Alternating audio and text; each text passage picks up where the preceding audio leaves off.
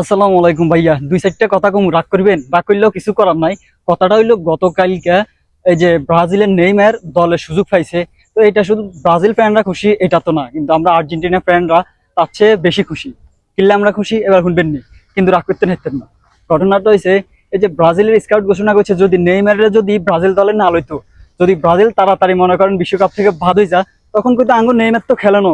এই কারণে আমরা তাড়াতাড়ি বাদ হয়ে গেছি।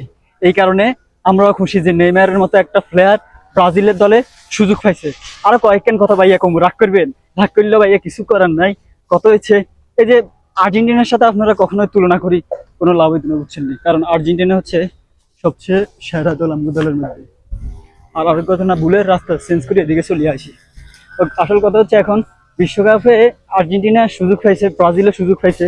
এখন আর্জেন্টিনার সাথে বর্তমানে ব্রাজিলের কোনোভাবে তুলনা করা যায় না, কারণ গত এই যে 24 ম্যাচ না কত ম্যাচ ব্রাজিল আর্জেন্টিনার লোক খেলছে, এক ম্যাচও জিতনো। এই যে গত কোপা আমেরিকা ব্রাজিলরা আড়াই, তো আমরা আর্জেন্টিনারা মনে করেন ফাইনালে কোপা আমেরিকার কাপ নিয়েছি।